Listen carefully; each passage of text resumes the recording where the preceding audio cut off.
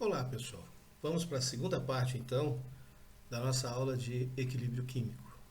E agora vamos falar, nesta segunda parte, do deslocamento do equilíbrio, tá? Então, nós vimos na primeira parte o que é o equilíbrio, né? E agora, como deslocar, como mudar essa condição de equilíbrio, ok? Muito bem.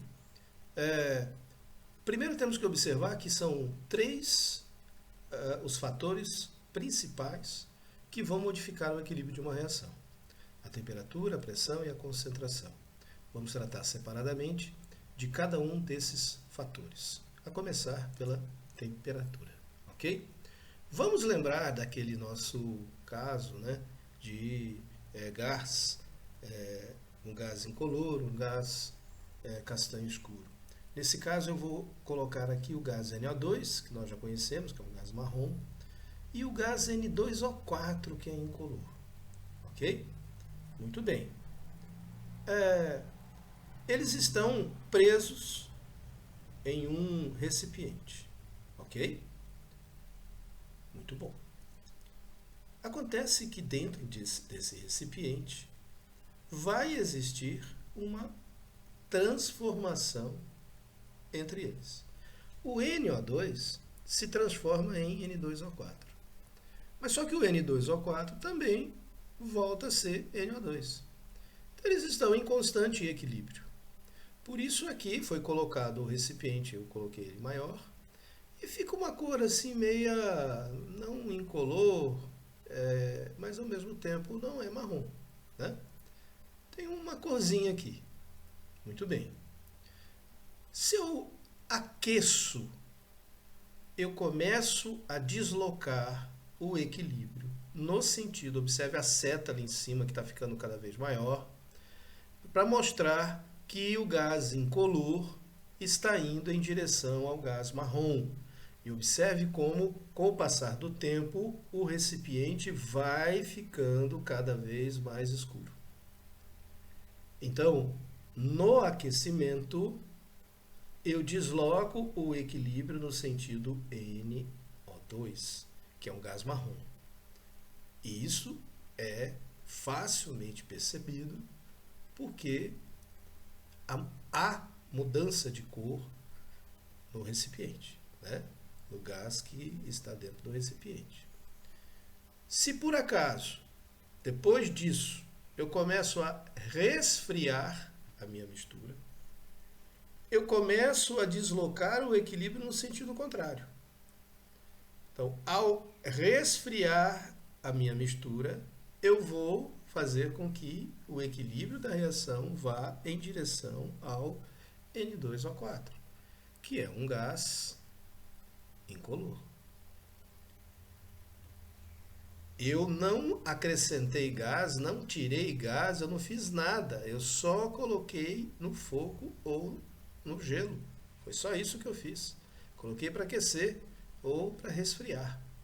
Portanto, a influência aqui é apenas da temperatura. E se eu voltar a aquecer, volta a ocorrer deslocamento no sentido marrom, no sentido NO2. Mesmo depois que já estava tudo incolor.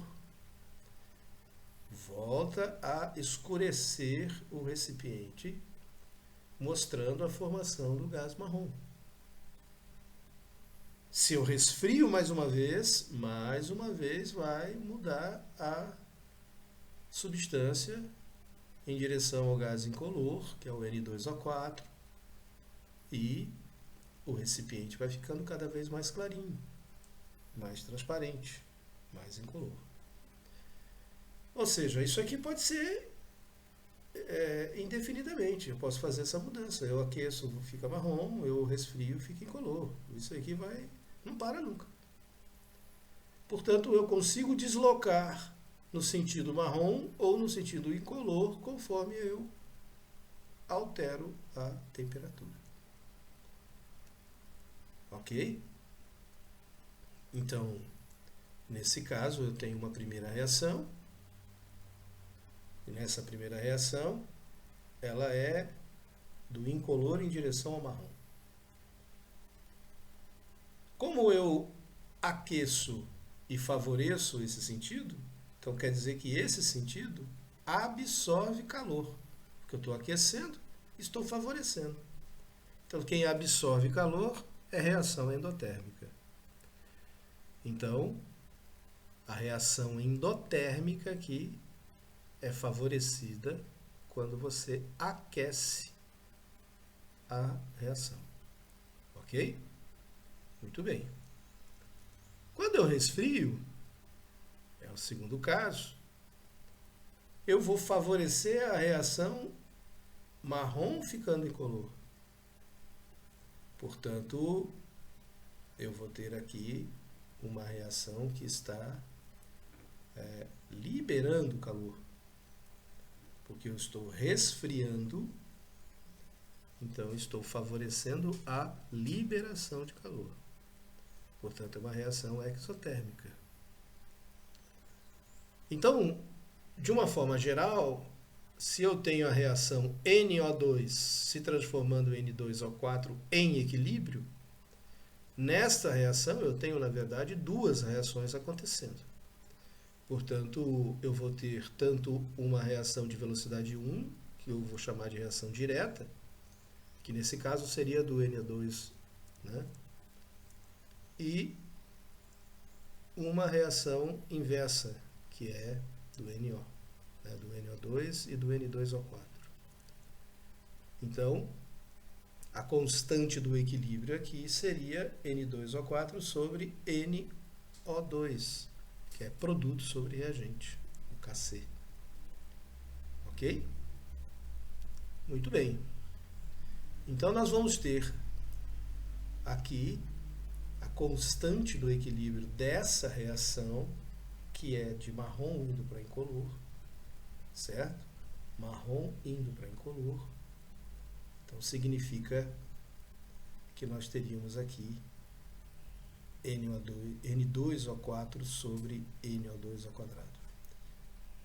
Ok? Muito bem. Então,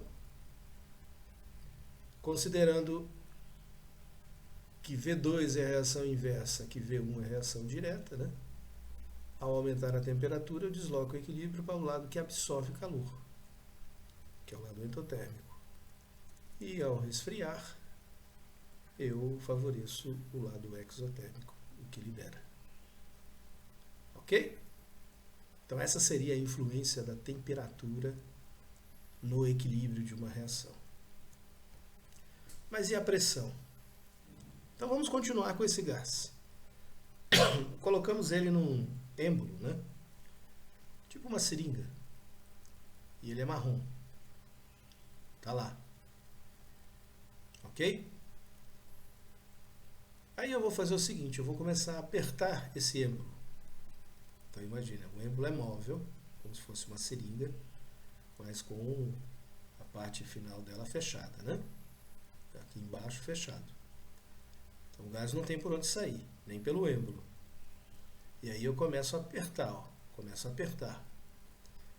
Olha o que vai acontecendo com o tempo. Conforme eu estou apertando, o gás vai ficando cada vez mais sem cor. Então, conforme a gente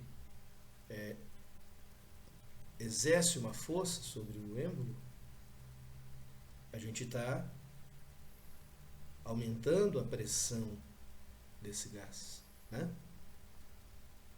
E isso está tornando o gás cada vez mais transparente. De alguma maneira está formando um gás incolor quando eu estou apertando. Mas aí eu começo a soltar, né? Digamos que eu comece a soltar aos poucos. Olha só. Conforme eu vou colocando o êmbolo em situações diferentes, eu estou trazendo o êmbolo para cima, ele está ficando cada vez mais intensa, a cor marrom. Dá para perceber aí? Que nesse caso, eu estou favorecendo a formação da substância marrom. Então lembre, nós temos um gás que é incolor, nós temos um gás que é marrom. O gás marrom, quando eu puxo o êmbolo para cima, ou seja, eu diminuir a pressão, o gás marrom é favorecido. Quando eu empurro o êmbolo para baixo, ou seja, quando eu aumento a pressão, o gás incolor é favorecido. Então, a pressão está interferindo aí no equilíbrio da reação. Como que ocorre essa interferência? Então, vamos imaginar aqui, fazer uma análise das moléculas que estão naquele gás. Eu tenho a molécula de NO2 e a molécula de N2O4. Então imagine que eu tenha 4 moléculas de NO2, certo? Estou mostrando aqui 4 moléculas de NO2. Então seria algo mais ou menos assim.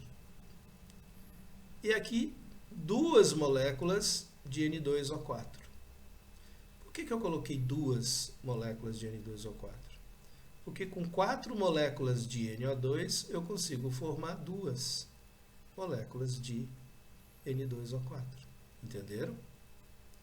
Mas se você observar o tamanho da molécula de N2O4, ela é praticamente o mesmo tamanho da molécula de NO2. Então, as moléculas de gás, mesmo formado por diferentes átomos, apresentam praticamente o mesmo tamanho. Entenderam? Então, o tamanho das moléculas são praticamente o mesmo, né? Porque nós temos que entender que as moléculas de gás, elas estão distanciadas entre si. Então, ser um pouquinho maior ou um pouquinho menor não vai importar tanto, porque a distância é grande entre as moléculas. Por isso, o que a gente consegue perceber é que eu tinha 4 moléculas, agora eu passo a ter 2. Portanto, 4 moléculas exercem uma pressão maior do que 2. 2 moléculas, a pressão é menor. Portanto, o que nós podemos perceber é que o NO2 vai ter um volume maior do que o volume de N2O4. Porque o NO2 vão ter mais moléculas, diferente de N2O4. Então, se eu tenho mais moléculas de gás, eu tenho maior pressão. Porque a pressão, ela é exercida pelas moléculas. É o choque das moléculas contra a parede do recipiente que forma a pressão. Quando a gente aumenta a pressão, o volume vai diminuindo. Portanto, o gás que tiver menor volume vai ser favorecido, que nesse caso é o gás incolor, o gás N2O4. Então, quando eu apertei o êmbolo e ele foi ficando transparente, é porque o êmbolo foi diminuindo o volume e o gás que tem menor volume foi sendo favorecido, que é o gás N2O4, que por sua vez é transparente. Ok? Então, a pressão iria dar uma nova organização nesses gases para que eles se reestruturem e formem a molécula mais adequada para resistir a essa pressão, para conviver com essa pressão. Então, alta pressão, tendência para o menor volume. Baixa pressão, aí o gás pode se expandir naturalmente. Então, a tendência para o gás de maior volume.